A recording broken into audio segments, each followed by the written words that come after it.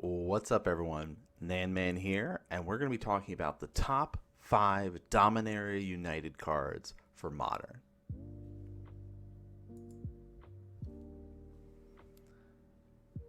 Alright, starting things off, let's jump into it. We've picked 5 cards that we feel like could shake up things in Modern. It's very hard to have newer cards go into an Eternal format like Modern or Legacy or Vintage, but we are seeing it more often than not. There's like 1-2 real high level gems because of just how much of a power level shift things are nowadays compared to 5-10 years ago. So these cards that I'm highlighting are cards that are going to slot into decks right away. We can see them going into the meta and actually having some impact.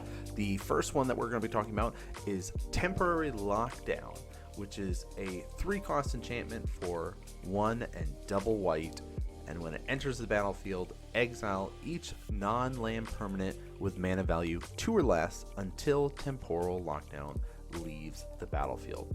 Now, why are we highlighting this card as our number 1? Well, a big part of it is we're already seeing exile type effects exist, like Prismatic Ending, things like that. These are, of course, sorcery speed effects that will be able to get rid of one thing. All right, Solitude's another kind of go-to effect that will be able to exile things. It used to be Path to Exile and things like that, but we're highlighting Temporary Lockdown specifically because of how much it shuts down Hammer Time.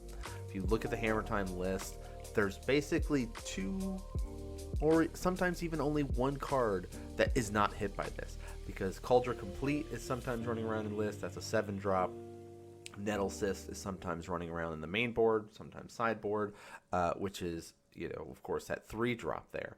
But it's very similar to our effects that we're seeing of saying, hey, get rid of a bunch of stuff. And when a deck runs 0 cost, 1 cost, and 2 costs, and your whole objective is to be able to put enchantments, creatures, and artifacts out there, playing a 3-mana thing that essentially wipes your opponent's board is a really powerful effect. So when a Hammer Time player might be going wide, or a Affinity player might be going wide and trying to kind of get around all the stuff that you might be doing, this is a perfect effect for that. I see it kind of fitting into some sort of blue-white shell, not necessarily blue-white control, but very easily could be in there. Throw one in the sideboard, maybe one in the main board, and be in a really good spot against those Hammer Time players there. So that's our first pick in our top 5 Modern cards. Going in at our second pick here, or I guess 4th pick, however we're doing, 5, 4, counting down, counting up, who knows. But Threats Undetected. So Gifts Ungiven, of course, was a card that was seeing play. We see it in Stormless. It's a very similar type effects. Threats Undetected is a 3-cost spell, sorcery speed that's 2 and 1 green to allow you to search your library for up to 4 creature cards with different powers, reveal them. An opponent chooses 2 of these cards, shuffle your library, and then of course 2 of those get added into your hand, and the rest are shuffled back into your library. So it's basically just like pay 3 mana, tutor for 2 creatures, which seems very good if you're playing a creature-based deck. Now, specifically, the having different power levels is going to be maybe troublesome for certain decks, but the deck that I see this being able to be utilized the most would be the Golgari Yawgmoth decks. That is a very heavy creature-based deck, 28 creatures usually running in there, give or take. Sometimes if you can count Grist in there as a creature, the list is even more. But this allows you to find creatures of different names. Grist is one of those. As long as Grist is not on the battlefield, he counts as a 1/1 creature. So that could be your 1 power for a creature there. You also have things like Yawgmoth has 2 power, Geralt's Messenger has 3 power, Endurance has 3 powers. You have ramp effects if you're just looking for ramp with like Wall of Roots, Birds of Paradise. Of course, there's the Ignoble Hierarchs in there, Blood Artist, there's Young Wolves. So you have a good mix of cards that you can be able to pick. It's going to be interesting to see how well that's going to work in these sort of creature-based shells like the Yawgmoth type deck.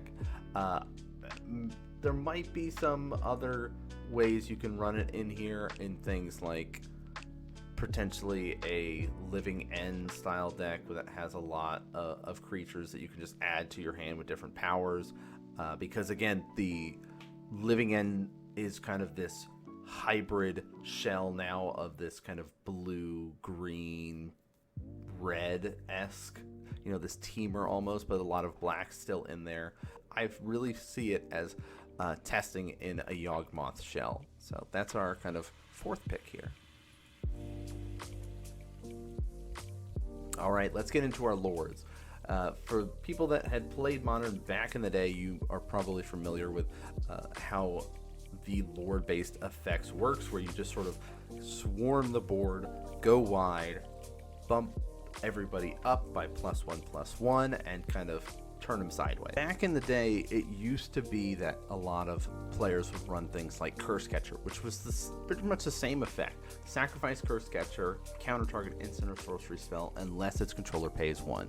Now you don't have to just sacrifice the Curse Catcher, you can sacrifice any merfolk, right? So be able to add a little bit of kind of effect there, as well as being able to have that Lord effect, which is a big part of, okay, we're running things like Lord of Atlantis, Master of the Pearl Trident, these Merle Regeries. It was a very go wide type effect. We're just going to be like straight Lord coming up very soon with how powerful all of this is. Now, merfolks aren't as much of a powerhouse as they used to be back in the day. There's so many powerful creatures and removal spells out there, but it is worth noting because we finally get some new tools for an old tribe like that. And speaking of old tribes, let's go into our next lore that we're going to be discussing in our top 5 picks. The Leaf Crowned Visionary. So this is a double green for a 1/1 elf druid. Other elves you control get +1/+1. Whenever you cast an elf spell, pay a green. If you do, draw a card. This is a amazing card. We talked about how the elf strategy is that elf ball. I'm going to be dumping a lot of things, making a lot of green mana, playing more elves, and then I'm going to try to overrun you. That's the game plan specifically in Modern. Now, it works very well by allowing you to get some card advantage, which is a little bit harder of a concept to be able to do, because you're not going to be able to always get those Court of Callings, those ways to find more cards. So being able to draw some, if you're just saying, well, I have a bunch of creatures and I have a bunch of mana, how am I going to keep going? We used to just run like Elvish Visionary and just be like, here's a 1/1 ETB, draw a card. Now I can be able to take advantage of progressing my game plan by playing more lords that also have the ability that whenever I cast any elf, I can just pay a green. It doesn't just have to be that Elvish Visionary. Now it's this Leaf Crowned Visionary added to the mix here. So I do like this, and thought it would be very important to highlight these two specific lords because, again, old tribes still exist. People can play those tribes within Modern, so it is worth highlighting that we do get some new tools with it. But let's kind of jump into our final card. And the final card that we're going to be talking about from Dominaria United is going to be Leyline of Binding. Well, Leyline Binding, I guess. I want to add that of in there because it just makes sense to me in my brain. But this is a great card that's going to be shelling into existing 4-color decks in Modern. We've already got players playing those kind of enchantment removal type effects, these exile type effects. We've talked about it when we were talking about our earlier effects, like our lockdown effects that we've been referring to. But Leyline of Binding is so good because you can cast it at instant speed. It's going to be costing less for each basic land type among lands you control. Normally it costs 5 and a white, so 6 mana total to cast this flash enchantment, meaning you can cast it at instant speed. But because there's so many 4-color decks, because there are people that are playing triomes, you are really going to be paying, 2 mana for this.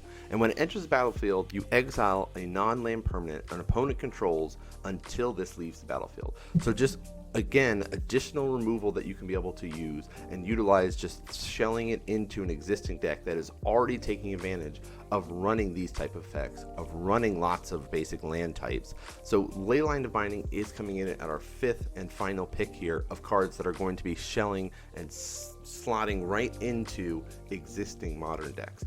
It's very interesting to see with Dominaria United that 2 out of our top 5 that we had talked about are white cards, and they're very similar effects with this exile type effect, just to show just how strong white can be with this parameters of exiling stuff. There's a lot of really cool cards that are coming out in this set. Let me know if there are cards that you think are going to be showing up in Modern that I did not talk about, or let me know what you think about the deck of the cards that I talked about. Maybe there's other decks that you think they could slot themselves into other than the ones that I had already talked about. If you guys are looking for more content that we're doing, we are going to be streaming up more Commander as well as Dominaria United box openings over on stream, and that is twitch.tv/TheRealNanMan. So you guys can be able to check out that stuff. We've also got RTS action, so if you like StarCraft, Age of Empires, that sort of stuff, you can be able to check out that stuff over there. But thanks so much for tuning in and watching, guys, and I'll see you guys next game.